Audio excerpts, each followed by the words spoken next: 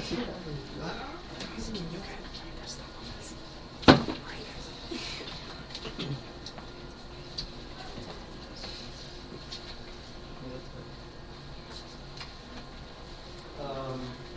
noche vamos a iniciar una serie de mensajes con respecto al perdón. Vamos a agarrar distintos ángulos a los mensajes que hemos compartido en el pasado. Creo que van a ser de mucha, pero mucha bendición para todos nosotros si entendemos la profundidad de lo que Dios ha hecho en nuestra vida. Saben, en estos 25 años de ministerio me he dado cuenta que por lo menos 95% de la consejería que tenemos que dar está relacionada con perdonar a otra persona. Donde hay conflicto y generalmente piden ayuda cómo podemos resolver nosotros cuando hay algún problema entre uno y otro. Yo considero con respecto, nosotros los seres humanos somos bien complicados, ¿no es cierto? Complicados al extremo en la manera como pensamos, como sentimos, qué es lo que queremos, qué es lo que deseamos. El problema radica en estos puntos que yo quiero compartir. Ustedes se van a dar cuenta por qué digo que somos tan complejos. Hablo con respecto a la dificultad que tenemos nosotros en mantener una relación sana con otras personas. En algún momento dado va a haber un golpe, va a haber algo que nos va a sacar de nuestra zona de comodidad y donde va a ser amenazada en alguna manera lo que son nuestros sentimientos. Entonces, basado en esa relación, podemos notar que Dios entra en acción para traer estabilidad cuando hay un desajuste como este. Yo considero que tener una comprensión correcta de lo que las Escrituras dicen en cuanto a este maravilloso tema, para mí es fundamental para la vida del creyente y de la vida de una iglesia. Ahora, yo me he dado cuenta en estos 25 años, lo que voy a hacer es que voy a expresar en estos mensajes, voy a compartir, voy a vertir en las palabras que comparta experiencias que nos han tocado a nosotros durante todos estos años. Y basado en ello, yo me he dado cuenta, recapitulando un poco en algunos asuntos, es que tienen problema de la manera que Dios perdona. Y el asunto es ¿cómo puede un Dios justo perdonar a un pecador tan corrupto? ¿Cómo puede Dios perdonar a una persona que merece que la ira de Dios, los juicios de Dios caigan sobre él o sobre ella? Ahora, si Dios perdona, lo otro que he visto es esto: si Dios perdona, un poquitito de castigo tendría Dios que aplicar a esa persona que ha hecho daño. Y sobre todo, estoy hablando con aquellos que nos lastiman o nos dañan a nosotros, ¿no es cierto? La otra pregunta que me han dicho es lo siguiente, porque esto ha salido, ha sido uno de los temas, y es con respecto, si hemos de perdonar 490 veces, ¿se acuerdan ustedes que Pedro le preguntó, Señor, cuántas veces tengo que perdonar? Y 7 veces, y el Señor le dijo 70 veces 7, lo que le digo, empieza a contar una tras de otra. Y el asunto está, si una persona viene, comete el mismo error, pide perdón, se le perdona, cuando se convierte el pedir perdón en algo legítimo, o sea, lo siente o lo está diciendo simplemente por decirlo. Como verán, el tema del perdón no es nada fácil, no es nada fácil. Sin embargo, si observamos lo que la Biblia dice al respecto, nos va a ayudar a todos nosotros a poder observar lo que la Biblia enseña sobre el pecado, lo que enseña sobre la culpa y lo que enseña sobre el perdón. En una ocasión, aquí en la iglesia, no quiero que ustedes vean hasta dónde llega todo esto. Una vez, una hermana retrocedió, le golpeó el carro a otra hermana, y entonces me vino con un documento y me dijo: hermano, firme aquí. Y yo digo: ¿y qué estoy firmando?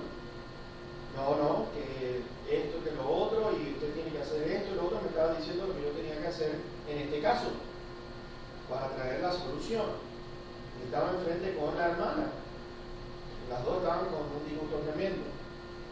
Pero sin embargo, estaban tratando de decirme a mí cómo era que tenía que hacer el asunto. Si no había una reconciliación, teníamos que seguir aquellos pasos que esta hermana detalladamente escribió en una carta.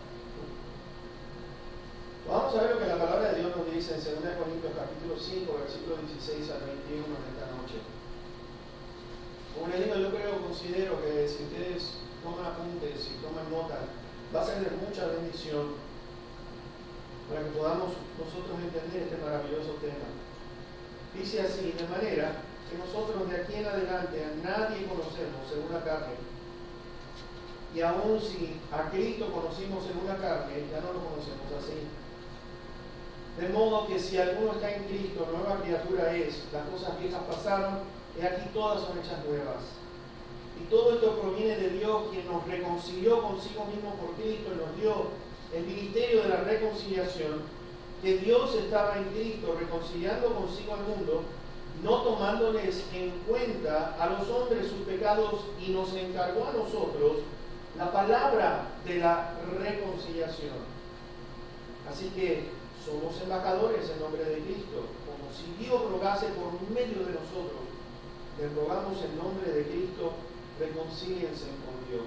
Ahora vean y presten atención al 21.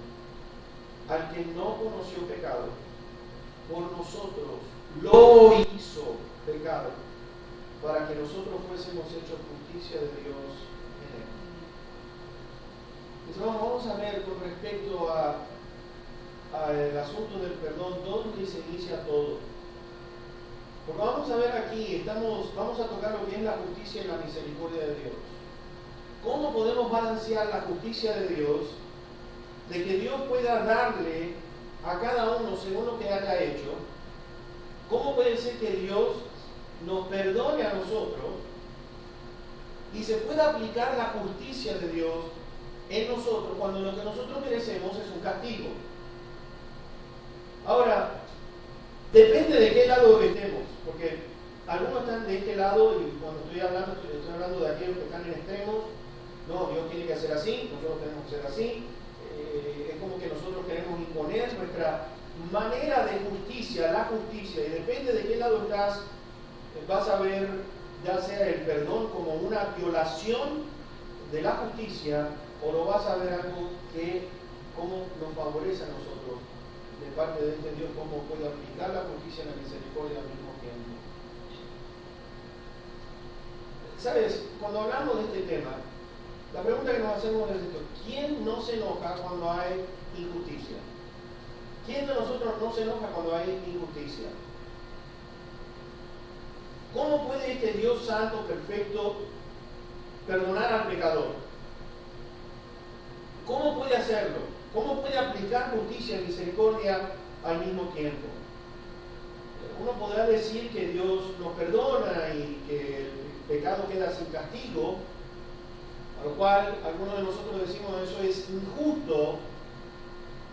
¿O qué es lo que la Biblia realmente enseña? Porque, ¿qué es lo que dice al respecto? Y mis hermanos, es algo increíble la cantidad de versículos. Quiero compartir algunos con ustedes. Por ejemplo, en Éxodo 23:7 dice: yo no justificaré al impío. En Nahum capítulo 1 versículo 3 dice que no tendrá por inocente al culpable. En el Salmo 7 versículo 11 dice que Dios está irado contra el impío todos los días. Y cuando vemos estos versículos, es que Dios es perfecto, Dios es santo, es sin mancha, es justo. Por naturaleza nosotros somos enemigos de Dios. Nos hemos revelado, el pecado quiere ir quiere decir errar al blanco, pero quiere decir también estar en rebelión, rebelarnos. Dios dijo, yo hago esto. La palabra nos dice a nosotros que nadie busca a Dios, que nadie hace lo bueno. Hay un versículo en Proverbios que a mí me llama mucho la atención, es el capítulo 24, verso 24, que dice, el que dijere al malo, justo eres, los pueblos lo maldecirán y lo detestarán las naciones. Es decir, aquel que diga a una persona mala que es justa, Dios lo ve como algo malo. Entonces, mis hermanos, ¿cómo podemos entender lo que Dios ha hecho en nosotros? ¿Cómo aplica Dios justicia y misericordia al mismo tiempo? Ahora, vamos a ir a Romanos 4, y leamos versículos 5 al 8. Romanos 4, versos 5 al 8.